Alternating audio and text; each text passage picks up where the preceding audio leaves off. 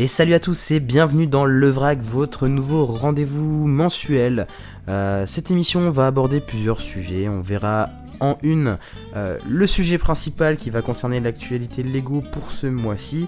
On verra également les bons et les mauvais buzz Lego du mois avec un petit top flop. On invitera chaque mois une personne différente. Un youtubeur, quelqu'un qui est fan de Lego, quelqu'un qui représente quelque chose dans la communauté pour une petite interview un peu poussée.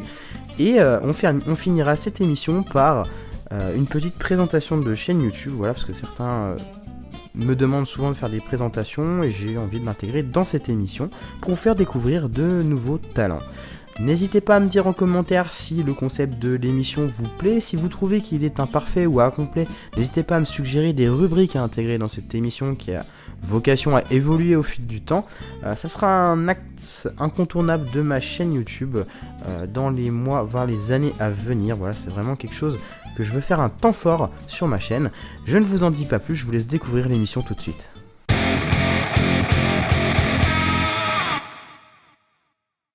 Et en cette fin de mois de septembre, c'est le lancement du Force Friday, celui qu'on attend tous les ans, avec la sortie des nouveaux sets Rogue One, ici le 75-152 Imperial Assault Overtank, qui sera vendu pour une quarantaine d'euros. Un très joli set, un très joli tank. J'attends également avec impatience le 75 153 l'ATST, c'est une réédition, mais celui-là est particulièrement réussi, je trouve il est très joli, il a des courbes très soignées. Il est vendu au prix de 54,99€ et je ne vous cache pas que je l'ai commandé. La review arrive bientôt. Autre set de cette vague de septembre, c'est le TIE Striker. Alors, le 75-154 est un nouveau dans la gamme des TIE Lego qui sont très produits ces temps-ci par Lego. Il sera vendu aux alentours de 76,99€. Côté rebelle, on aura le U-Wing. Alors, même si cette reproduction Lego est très fidèle au film, il faut dire que le vaisseau est quand même pas très joli. Moi, je ne pense pas du tout l'acquérir, je trouve ça très moche. Voilà, mais je ne sais pas ce que vous en pensez, dites-le-moi dans les commentaires. Et on finit avec les vaisseaux moches.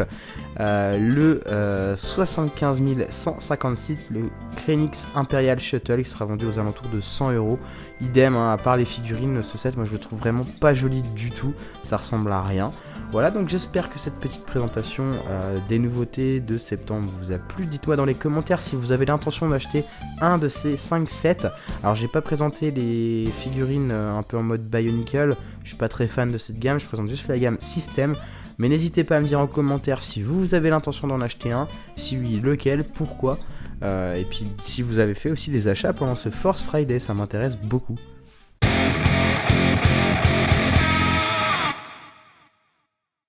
Et on se retrouve avec le premier invité de l'émission, qui est également le parrain, j'ai nommé 98 CSI.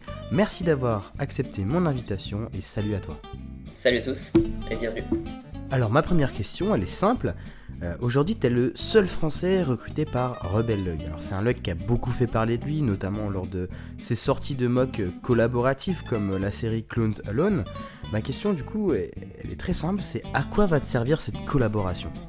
Bien, cette collaboration, elle va permettre à relancer un peu ma chaîne qui est basée sur la communauté française et du coup, elle va me booster, me motiver pour faire des choses qui seraient vues et connues à l'international. Alors au début, moi je regardais leur création, je savais même pas que c'était possible d'intégrer le lug. Or, en fait, c'était pas possible parce qu'avant c'était que des Américains et ils ont décidé de devenir le premier lug au monde. Et ils se sont dit on va recruter un mec de chaque pays. Et en fait j'ai participé au concours de Lego Buff Production avec Belsavis et du coup ils m'ont repéré comme ça. Voilà. Et comme ils ont des meetings tous les mois, et bien ça permet de tout le temps être relancé dans la passion. Merci. Alors ma deuxième question est la suivante, tu t'es quand même vachement appuyé sur ta communauté pour lancer ta première version de ton site de custom, j'ai nommé Camino Industry. Ça fait déjà quelques mois que tu travailles sur une refonte de ce site. Est-ce que tu sais déjà la date de lancement et quelles seront les nouveautés de ce site ? Alors, j'ai pas envie de m'avancer sur une quelconque date de lancement parce que j'avais dit le 1er septembre. Je m'étais avancé et en fait, il est pas du tout prêt parce que le site était quasiment terminé lorsque mon frère, qui est en train de le créer, a voulu arrêter parce qu'il en avait marre des bugs du logiciel qu'il utilisait, à savoir Adobe News. Donc, du coup, je vais devoir le refaire en repartant de zéro. Voilà. Alors, concrètement, qu'est-ce qui a changé? Les customs restent les mêmes, bien que les designs, les dessins soient peut-être un peu plus fouillés parce que j'ai eu du temps pour les faire.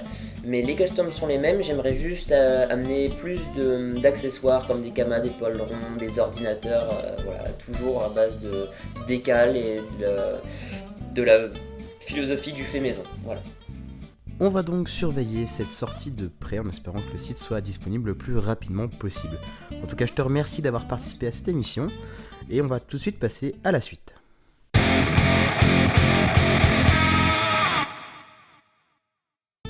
Vu sur Twitter, Lucas qui a écrit au service client de Lego, donc c'est un jeune garçon et contre l'avis de son père, il avait emmené sa figurine de Jay de Ninjago au magasin. Il a perdu sa figurine et a écrit à Lego pour en recevoir une nouvelle.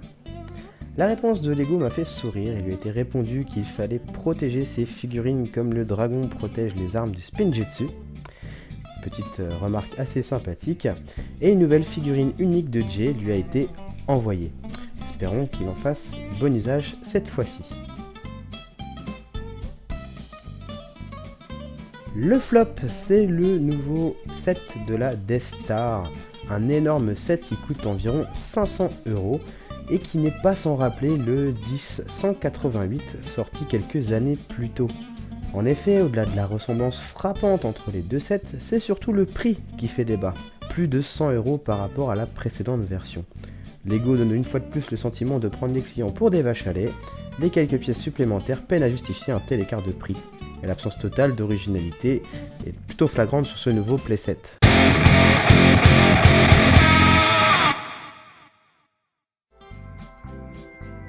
Voilà, et avant de se quitter, je vous propose d'aller faire un petit tour sur la chaîne de Curly's Prod, le lien est dans la description de la vidéo, également cliquable si vous êtes sur un ordinateur. Quant à moi, je vous dis à bientôt pour une prochaine émission, un prochain vrac le mois prochain.